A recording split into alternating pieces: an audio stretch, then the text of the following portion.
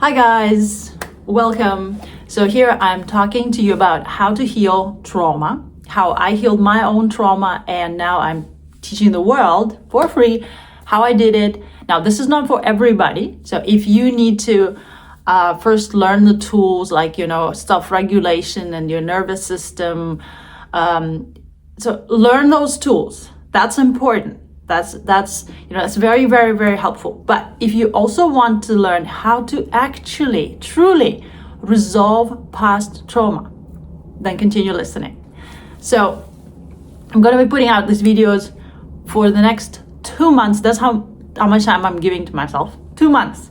So they will keep coming, and I hope you'll listen and figure out things for yourself. So what we're doing with this, healing trauma, right? So trauma is some sort of event that happened to you in the past. So you were living your life, everything was going well, and suddenly something happened. I don't need to be telling you, right? So something happened. So at that point, there was a desire, or rather multiple desires created at that point. So one desire was, I wish it had never happened. So you're wishing for normalcy. The other desire is, I wish I could fix it. And how to fix it? There's a variety of fixing ways that you wish you could do. So some of those fixing ways are actually very good. So you want to come in as a hero and maybe save yourself as a child. And some ways are a little darker. So you wish you could maybe retaliate. You wish you could hurt the person who hurt you, and this is okay. That desire inside of you, because you have anger. There's nothing wrong as long as you're not hurting anybody, which I'm sure you're not.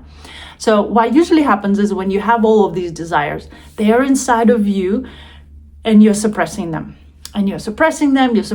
You're trying to continue living your life as normal, but there's nothing normal anymore. So you have all of these desires inside of you, and that's what you need to deal with.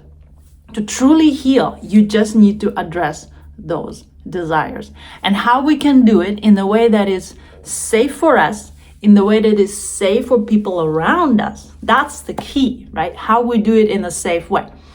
And that's where scenario work comes in. That's what I'm helping people with, scenario work. And basically, you take that desire and you play with it. Right? You create multiple scenarios with it. Not one, multiple. Now, I'll give you an example that may be very easy for you to understand, I hope, because that's what everybody talks about nowadays. They talk about inner child. Surely you've heard about this. So inner child, multiple scenarios can be played with it. You're meeting your inner child and you're comforting them and you're supporting them. But it's not you. It's the adult character in you meeting the younger character in you. And when they first meet, these two characters, or any two characters within you, what happens is they actually are strangers. They actually do not know each other. And it takes them time to get to know each other. And once they get to know each other, they develop a relationship. So each scenario is like a relationship development.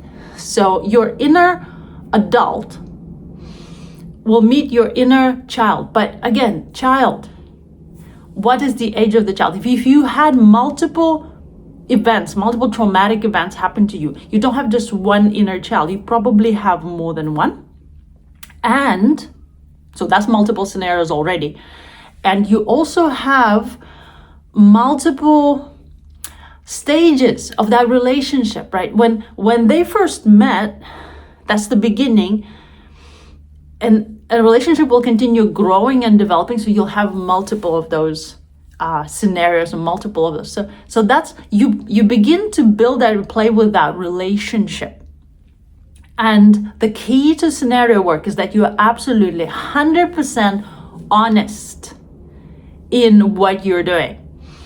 Now, inner child is just an example for you to kind of understand what I'm talking about. We don't really focus just on the inner child. We focus on all your characters. So you have inner child or children, of course, but you also have inner adults. And those adults, some of them are really, really good. I told you that, remember that one desire where I wish the bad thing never happened. So you have this dream normal character within you. And that dream normal just wants a normal life without any trouble. You'll have that adult within you. And this is usually the adult who is actually in the front when you're trying to live your life pretending like trauma never happened. This is usually the adult character that is kind of in the front of you. But you also have other characters, the other inner desires that, like I said, may be a little darker, maybe a little less nice. Now, back to the inner child. What happens when this darker inner adult meets that inner child? That's a scenario. That's another type, it's another line in that story. It's another something to play with. And your inner adult who is angry, meeting that child, do you think they're necessarily going to be like, oh my God, I love you, I'm gonna hold you, and I'm gonna, not right away. It will take time. So when my inner character, the darker one, first met my inner child, that darker one just took one look at the girl and just said, yeah, I don't care about you.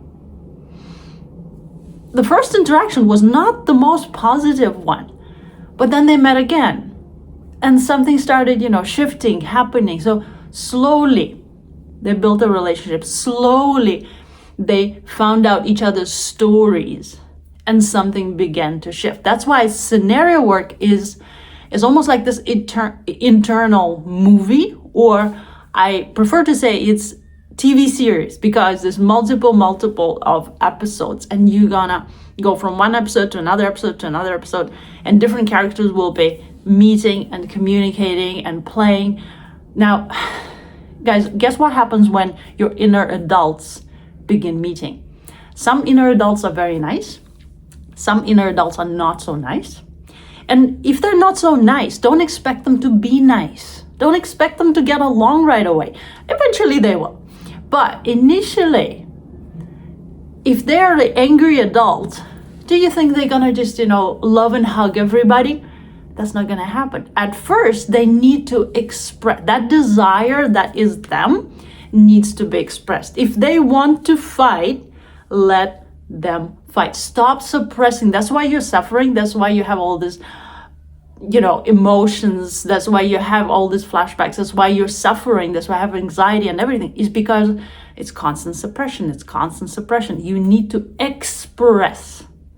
But you need to express not as in repeating, because that's the worst thing you can do, is to go to the past, like to the memory of the past, and just replay the same memory. It's like there's a neuronal, pathway in your brain, right? And if you just walk that path over and over and over again, what happens? You're strengthening that pathway. You're only making yourself suffer more, which is not something you want. So that's why I am against people ever like reliving, replaying, repeating all the trauma that happened to them, because it's pointless. You're not going anywhere. You feel the feeling, yes. You feel the hurt. You feel that pain. And where are you going with this, right? So important is to go somewhere.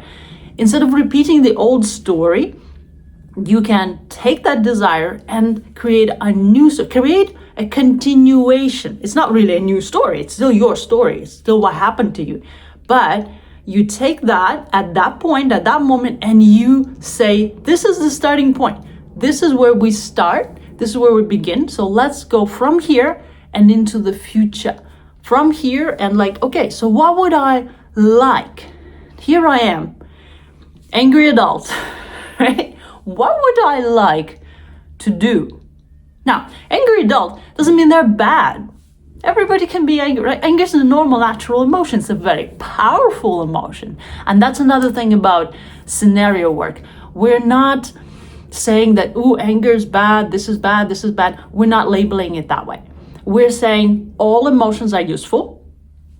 And our goal in scenario work is to harness the energy, the power of those emotions, and not to, harness and use it.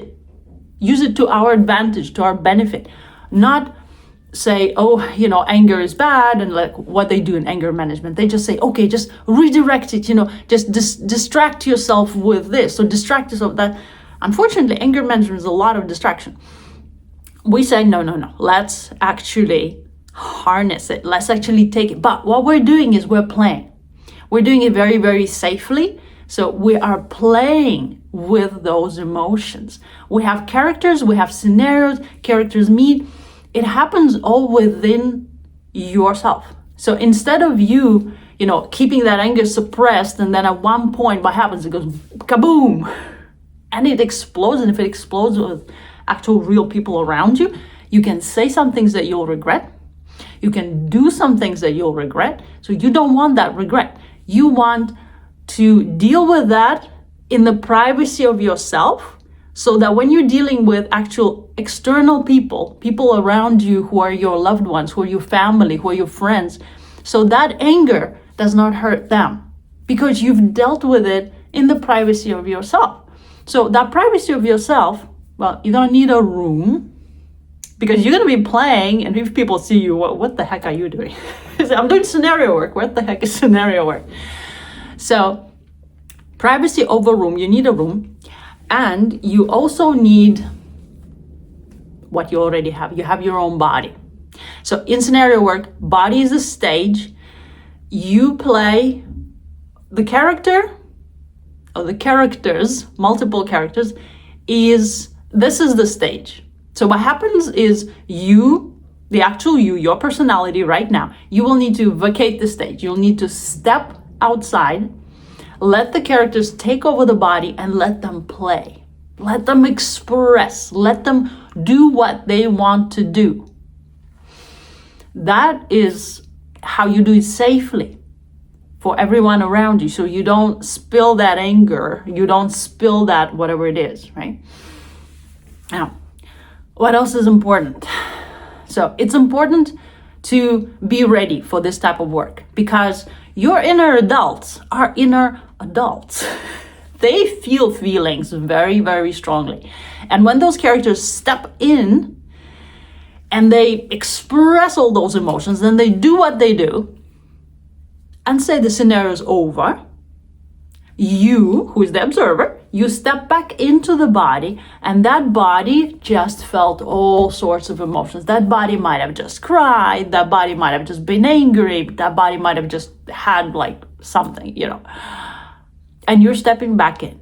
So when you're stepping back in is when all these things that you learn about regulation of your nervous system, about emotional regulation, about all that, that's when those things come to play. That's when it's important that you're like, okay, so now the body is like this. I am back in my personality. What do I do? How do I self-regulate?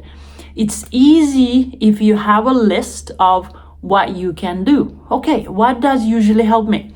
Do I need to take a cold shower? Do I need to go for a walk? Do I need to be surrounded by nature? Do I need to play with my pets? Do I need to... So you have to have your list on the ready, so that if you feel the body is a little bit all over the place with all those chemical reactions and everything, you just like, okay, I know what to do. Here's my list. I'm going to do that, and that. And if you're not sure, just go for a long, long walk. Just get your body into the rhythm, and maybe listen to some music that you love. I mean, self-regulation is not that hard, and it's something you can learn, you can practice. And so once you're back into the body, you take the ownership of the body. The characters did what they did. They expressed those desires. And with every scenario, guys, with every scenario, you'll feel better and better and better. However, let me mention one more thing. Scenarios, them being not 100% real, what makes them more real is you sharing them with other people. We need social proof, so share them with somebody you trust. So tell them, I'm doing scenario work. This is what I'm doing. I need to tell you the story of what happened to a character. So if somebody else is doing scenario work as well, they will completely understand. They'll listen to your scenario. You can find this in the group, right? For example, we have the school group. So find a person whom you can trust. Maybe it's your partner who will understand what you're doing. So find a person to tell them that story. Because when you have that other person's perspective who also listened to that story, that makes that story even more real. Okay, I'm looking at the clock. It's been 15 minutes. So thank you so much for listening. Like I said, I'll keep these videos coming so you can learn how to do it, how to finally be free from that trauma and those emotions and just breathe and enjoy being yourself. See you next time.